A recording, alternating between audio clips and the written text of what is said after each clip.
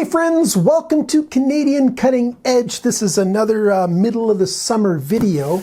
I got a package in the mail this week on Thursday, I think it was, that I've been waiting for a while. It got delayed because the Canadian government wanted to take a look and see what was inside there. One of my viewers from Denmark, Simon from Denmark, thank you so very much for sending this to me. And there's 3 knives in here that I want to show you guys that he sent to me. 2 of them more traditional, not super traditional, but more traditional knives from an old company in Portugal, and a knife from Denmark from a Danish company. And, you know, these were given to me by Simon because he knows I like regional knives. I don't focus an awful lot on regional knives, but I have in the past, you know, some knives from France, Spain. Well, there's a company in New Zealand, Sword, that I've done some of their knives, which are sort of traditional, some of them, you know, and other countries as well. And I'm really interested in, you know, looking at knives from around the world. And, these are also budget knives. I'll leave links down below for these knives as much as I can. I couldn't find for any of these 3, because I'm recording this afterwards because I'd forgotten to cut out the address, and you could see Simon's address and my address in there. And, you know, I tried to cover them up, but I didn't do a good job of it. So I'm re-recording this so I've got more information. I couldn't find these knives available at stores in Canada, but these knives can be imported into Canada. And while they might be delayed by customs, you know, they're going to pass customs inspection and get to you. In the United States, at least the knives from Portugal are easily available. There's loads of them. And in stores around Europe and around, you know, the rest of the world, especially in Europe, these knives are easy to get. So I wanted to tell you that. Now, just before we get into that, I want to briefly talk about something that I also talk about later on the tabletop part of the view section. And that's, what do you guys watch on YouTube? Now, other than knife-related videos, I watch knife-related content a fair bit. I don't watch an awful lot of reviewers. You know, I've mentioned why a number of times, but one of the things I've been getting into lately is thanks to my oldest son, who has been into sim racing for a while.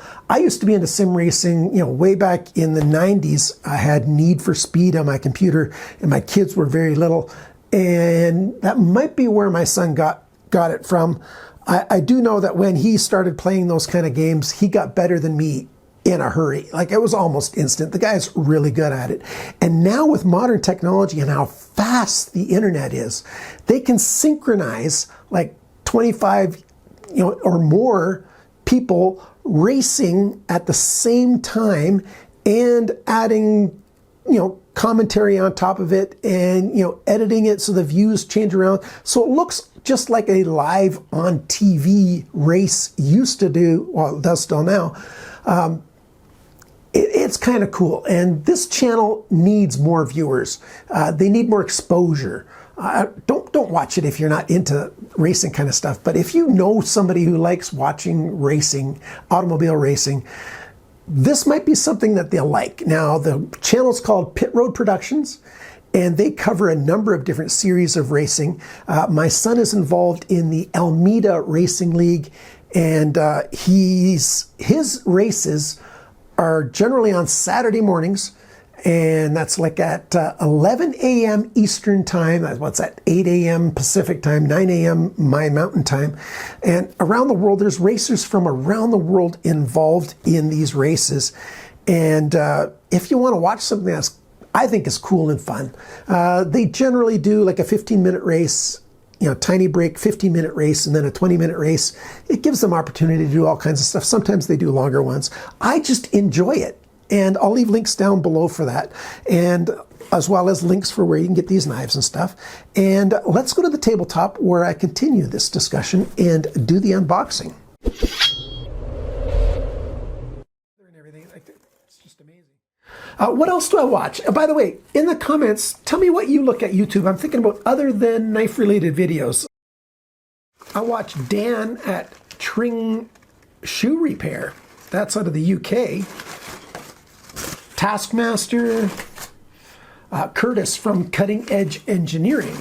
Yeah, there's all kinds of channels out there that I am really into. Oh, this wire's getting in the way here. What did I do here? I got to move this wire.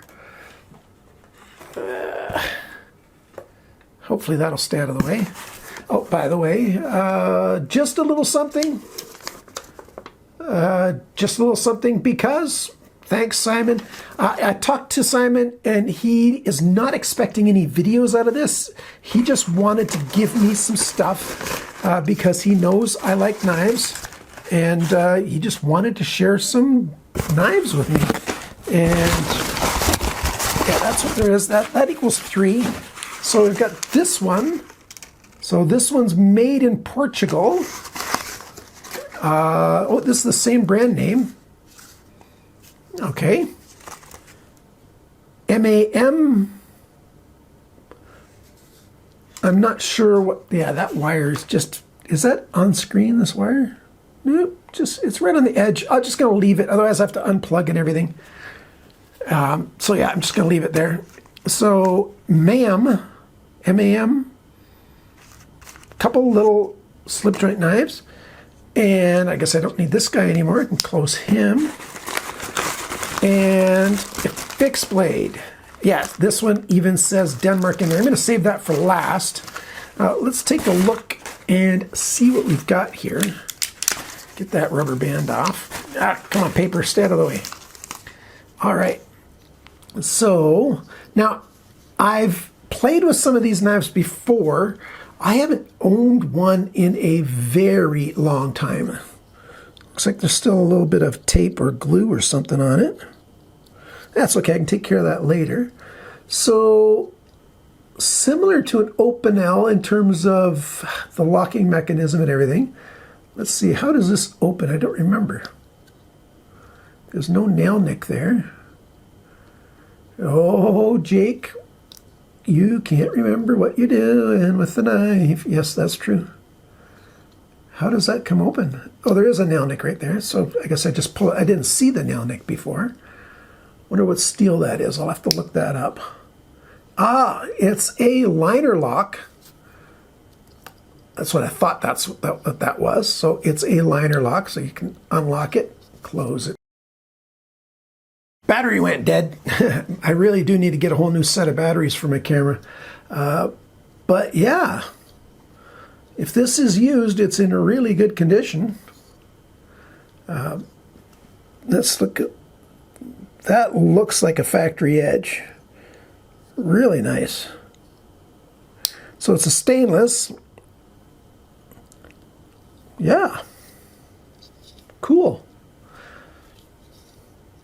Yeah, we'll probably do a video about that. I'm not sure, but probably. What do we have in here? Another one from them. Same kind of thing.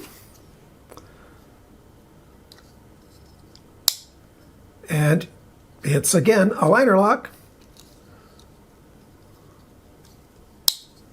Just a little bit bigger. It's more straight of a handle. A little bit of play up there. Stainless. So in that series, now I do really like learning more about different cultural knives. And this is an older company. Yeah, it says since 1870. So they've been around for quite a while. Do I have a video with any other stuff? I don't think so. I really don't think so. Anyhow, we'll see. And yeah, if you haven't commented yet, what kind of stuff do you like to watch on YouTube? Let's open this up. Now this isn't used or secondhand. I guess it's secondhand because it belonged to Simon first. He's a consumer. He's just a regular guy who likes knives. And nice. So it's natural undyed leather here. And the company is, I'm going to pronounce this wrong. I'm going to butcher it. Let's see if we can get it to focus here. There it is. Vangedal, Vandegal, Denmark. And open that up. Now that looks like wood. Oh, yeah, there's the handle and finish. That's more traditional, the way that that's finished. to hold the tang of the blade in. So it's going to be like probably a rat tail kind of blade stock going through the handle. Comes to just a little point right there. Clip point blade. Full flat grind. Vandegal, Denmark. Now I forget what Simon said, since it's been like a month and a half, what steel this is, and I'm gonna have to ask him what that hole's about. I don't know what that hole's about. There's a hole in the handle.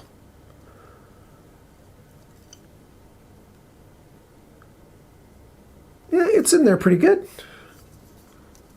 Fits my hand size. Yeah, it's a little roughly finished right there.